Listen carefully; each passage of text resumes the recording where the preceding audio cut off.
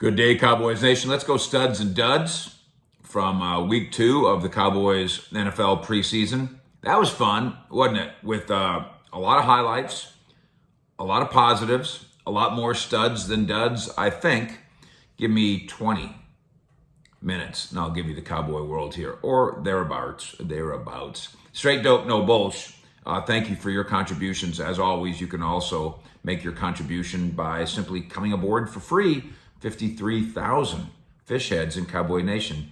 Can't be wrong. Cowboys record a 32-18 win Saturday at SoFi.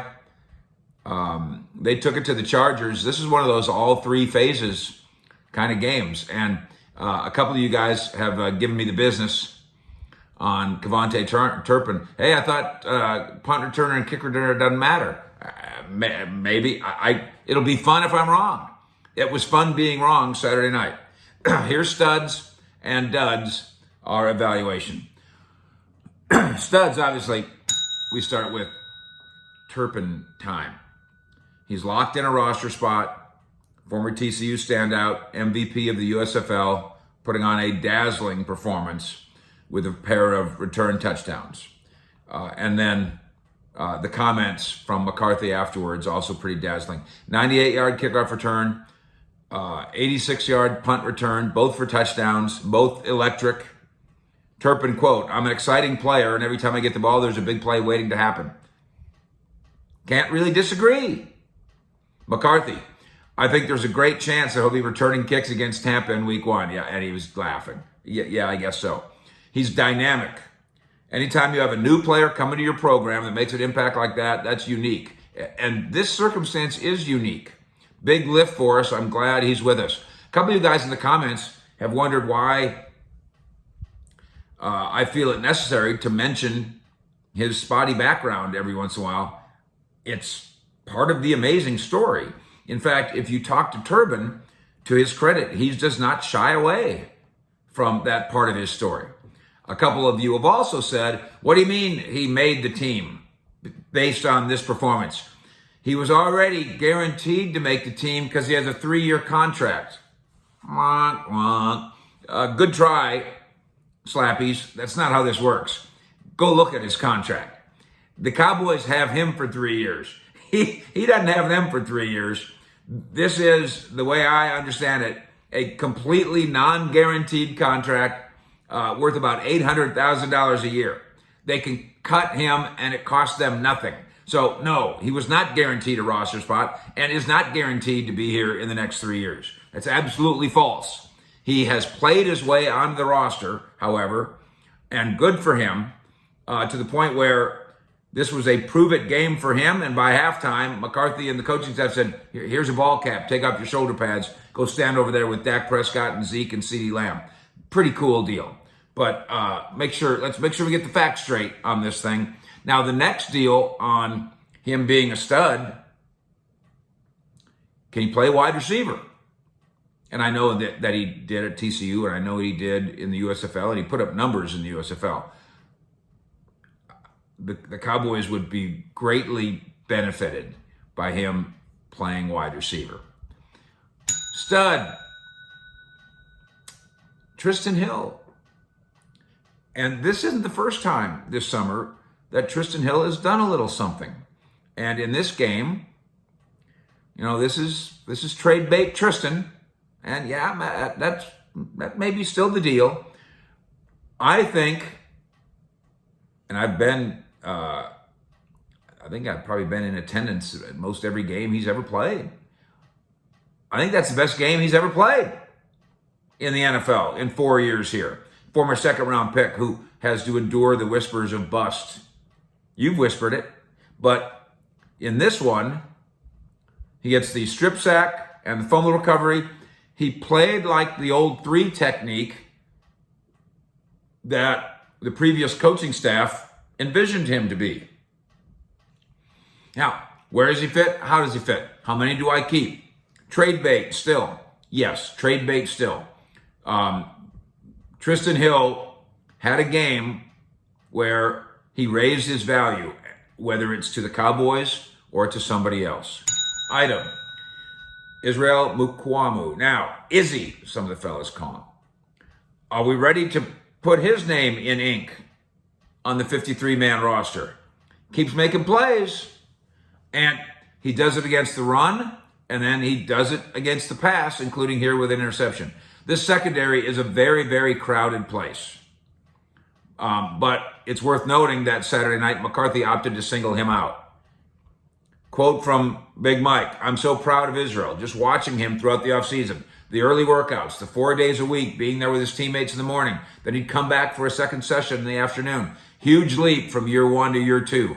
And maybe now a huge leap into getting a uniform on Sundays by making the 53-man roster first." Item. Way to go, studs, of not making penalty foolishness. Last week, league high 17 penalties against the Broncos. This week, down to a very manageable 8. Now, since we're being fair here, aren't we all being fair? Straight dope, no Bulshhh. Since we all blamed McCarthy last week for the 17 penalties, now we got to all give Big Mike a hug. It's only fair. Item. Will Grier versus Cooper Rush. They both looked semi-capable. I still get the impression that the staff still leans towards Rush as Dak Prescott's backup. That's just my impression. And Rush was fine. He engineered the touchdown drive, 3 of 6 passing, 32 yards. Had the should-have-been TD. Come on, Jalen Tolbert. Couldn't keep his feet in the end zone. And then in comes Will Grier. And he gets cited by McCarthy after the game for being gritty. Now, gritty Grier. It's an easy one, isn't it? 6 of 10 passing, 98 yards, ran for 9 yards on 1 carry. All of which came with a groin that might still be a bit of an issue. Now, here's where it's interesting. Grier said, "My groin's fine. I'm not injured. Everything's great." McCarthy's pointing out how gritty it was that he did all this with a bum groin. Bum groin. I used to date a girl named Bum Groin. No. When you're trying to juggle the 53, what do you do with the extra quarterback who you kind of like? Maybe you say his groin hurts. Item. Dante Fowler. We talked about this earlier at training camp, and when I was in Oxnard, I never saw him just jump off the screen in any way. And he was so quiet in training camp that I kind of wondered, is he just saving himself? Yeah, maybe that was it. Then, of course, the Cowboys play him at Denver, kind of to establish, hey, we're not giving away roster spots here for free.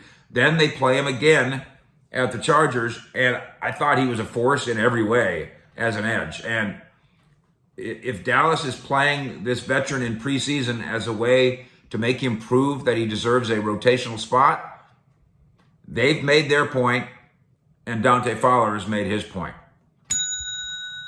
Item. Stud. Tyler Smith. Often dominant. And I continue to make the same argument. I'm going to end up being right here. The sooner you let him play through some of these mistakes, the better he'll be sooner. And if you're like me, you're already right now watching this going, I'm going to go ahead and tolerate the occasional rookie mistake because he throws people around. And this Cowboy offensive line, this Cowboy running game, going to need that. By the way, running game, pretty good again. And in this game, it seemed like, okay, we need yards on the ground.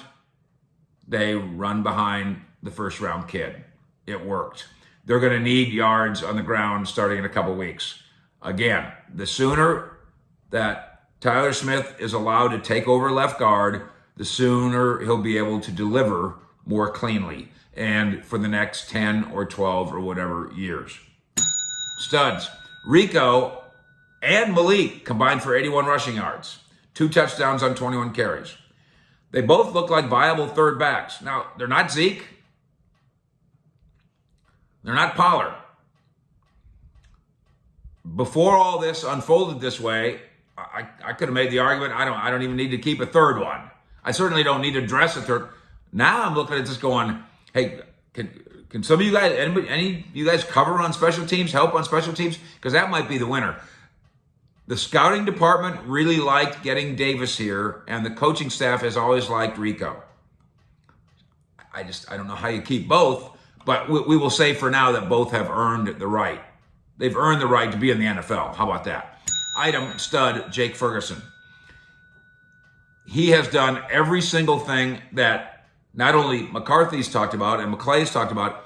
Remember Jerry on draft night, Mr. Jake, and he talked about how he's going to be on the field for the Cowboys. And the idea of presumably as the number 2 tight end. Jerry was right from the jump. He announced it, and now it's come true. And he's earned it. Quote from McCarthy, such an instinctive, tough football player, scrappy. He plays on an edge. He's chippy, all that stuff. He can play. He's been productive, not only at the tight end position, but also on special teams. Really important. And he can block. Jake Ferguson is your backup tight end. Now to the dud. Oh, I should mention one more. I think Quinton Bohanna, in practice and in games, looks like a top of the rotation defensive tackle / nose tackle. How about that? Now to the duds. Jalen Tolbert. Now, in the case of all these so-called duds, as always, I say this every week, it's relative. We're not, if you're Jalen Tolbert's brother or mother, don't get insulted by this. It's all relative. Because to a degree, maybe we're asking a little too much of some of the guys who end up being labeled, quote, duds. And Jalen Tolbert leads that list. Maybe we're asking too much. He recorded a couple of nice plays, but the contested catch try, that was a loss. And the bad footwork on the potential touchdown catch was worse. Can't do it. Can't have it. That's a touchdown. We're in the big leagues now. This isn't South Alabama, and this isn't just get one toe down. 2. And I'm saying in Jalen's defense that this isn't his fault entirely and exactly, but the Cowboys came into camp thinking he'd take a starting job in place of the rehabbing Michael Gallup. By the way, Michael Gallup starting to hit the accelerator now. Wouldn't it be fun to see him before October? But Tolbert has absolutely not asserted himself in that way. Has absolutely not asserted himself like he's another Michael Gallup. I think it might come. I hope it'll come. But it wasn't there Saturday night, and it hasn't been there in the last couple weeks. Item among duds. Again, relative. Similar vein on Josh Ball. He's not a disaster. He's okay. Not a disaster at left tackle. He might be a disaster at left tackle in a real game against a real team, against a real frontline defense, again, trying to block Chase Young, he might be a disaster. But what Josh Ball hasn't been good enough at is stemming the tide of Cowboy Nation, begging the front office to do what I talked about the other day and wrote about on CowboysSI.com.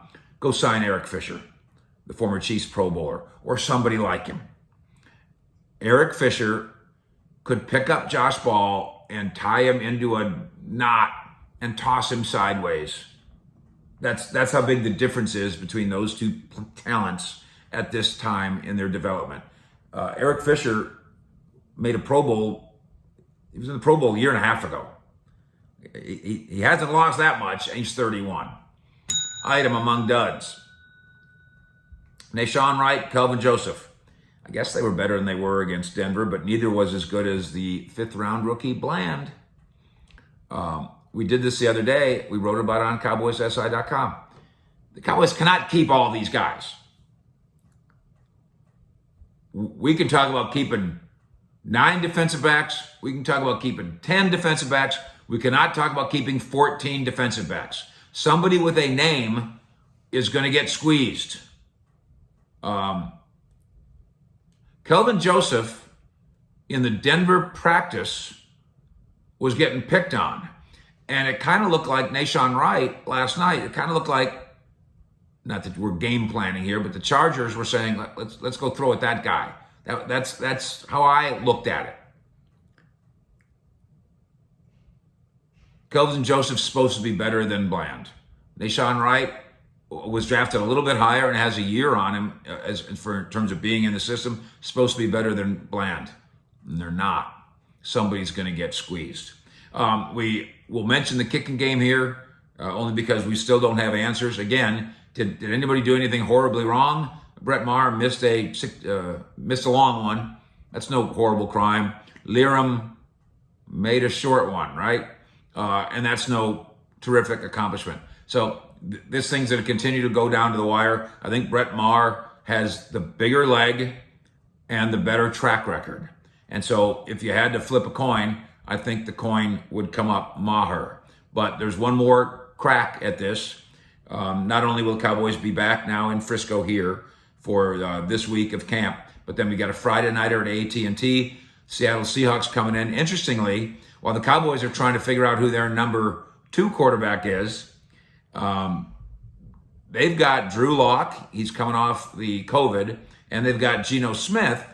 They're trying to figure out who their number 1 quarterback is going to be. So all kinds of quarterback storylines Friday night at AT&T. And, of course, we'll be there. We invite you to come with us as well. We'll be at the Star all week with the Cowboys, of course. We'll be at the McCarthy media sessions. We'll be on the practice field. We'll be in the locker room. We'll be with the players. We'll be with the coaches. You get it here. Like, in my opinion, my humble opinion, for the last 32 years covering the Dallas Cowboys, like no one else can do it. And we very much appreciate your support when you hit the like button, when you join into the Uncle Fish Premium Club, and then most of all, it's absolutely free when you subscribe. So please do that right now if you're a Cowboy-loving fan who enjoys exclusive information presented in what I hope is an entertaining manner. For now, Fish out.